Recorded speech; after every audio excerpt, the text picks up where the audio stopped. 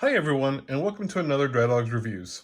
Today we're going to take a look at a saber unique to Dok-Ondar's at Galaxy's Edge, the Temple Guard Saber. The Temple Guard Force Pike first officially shows up in the Clone Wars 5th season in the episode titled The Wrong Jedi. We see them again in the Star Wars Rebels during one of Kanan's visions. This one sold to Dok-Ondar's, however, is a bit of an odd duck, and I'm really struggling with it. As you can see, it's not a pike or a staff. It's just a standard single hilt blade. It's super neat and one of my favorites, but I suspect that there's something going on here that we don't know about. Unlike other hilts, the Temple Guard Saber has this amazing, kind of silver gold and white coloring. It really sets it apart from the black and silvers of most other hilts. The emitter specifically is this really unique clamshell opening. Yeah, we'll call it clamshell opening. It has some great detailing, very crisp, and it's just an overall really beautiful saber, sort of. As with all the other Dok-Ondars, it has a protective cap for the emitter. We slide in a blade. It's keyed so it'll use any of the other blades. And you can see maybe you can see, it's a yellow blade, which was the correct color for the Temple Guard sabers. It does have a good sound. It does have the lag that we've seen in other sabers, but it is what it is, right? I think we've kind of come to accept that. I do have a few complaints about the saber. The first is the activation button. This big red button. It's a big red button. It sticks out. It's really weird. It doesn't really match the color scheme, and it feels kind of cheap plasticky. It may be metal, I could be wrong, but it doesn't have a great feel to it. The other complaint I have is the placement of the cover tech wheel. I mean, I get why it's there, but this saber is, well, there I go.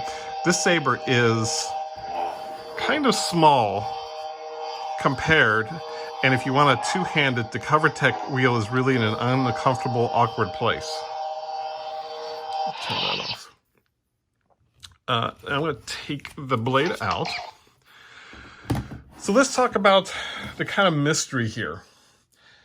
The pommel, if you look at it, is just this super generic silver cylinder with these lines cut into it. It makes the hilts look unfinished. And I actually think that might be the case. I think Disney originally planned on selling this with a blade adapter so you could connect to and make it into a pike. We see that with the Asajj Ventress saber, which I'll be reviewing in the future. So why didn't they do that? Well, I have a theory, and this is just my theory. I don't know anything more than anybody else on the street would about the background here. But if you go and look at the Temple Guard Pike Saber in the cartoons, is shown swinging open on a hinge, like the one that Rey was holding in her vision in Rise of Skywalker. So it's got that hingey piece that flips it out. So why do I think that's relevant? I think Disney in the early stages was going to use that here, and then decided that eventually they're going to release Darth Ray's saber, I call her Darth Ray, with the hinge module. And so they decided to hold off for that until that saber is released. I don't know if it'll work with this model, but it might. There is a hinge that you can buy off of Etsy. And I've seen a few things about it, that it's kind of flimsy, that it's not super, 3D printed. But, I mean, there is a capability here to screw on something very easily to be to replace this pommel and make it into a pike. I don't know if I'm going to go that route, I'll be honest, the Etsy route. I'm just not 100% sure. I haven't decided.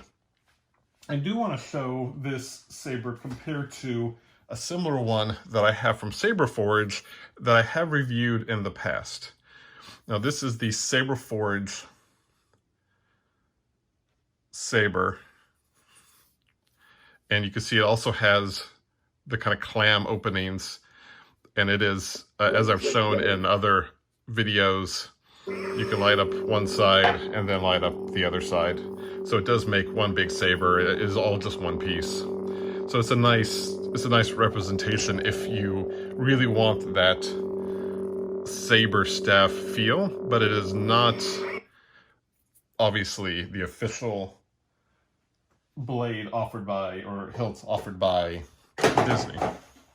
That was me dropping it over on next to on the desk. So let's get back to this saber. This is a very unique piece. It really stands out in the Saber collection. It has clean lines. It's got a great color scheme. It's a great conversational piece. If you know, for something that people will be like, oh, I don't recognize that. What is that?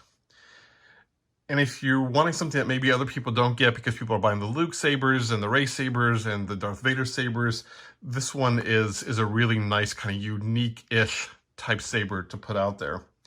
Definitely looks good on the display wall. Not unhappy I bought it. Just really wishing that if they do something, they just do something about this. It's just this and the button. The button is just, you know, the way to display this is this way, so that the button isn't visible, but then you miss out on some of these cool detailings on the side.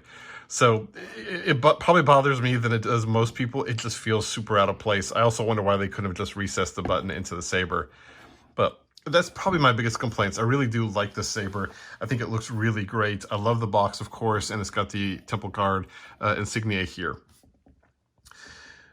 But I'm hoping that Disney will offer a conversion kit in the future.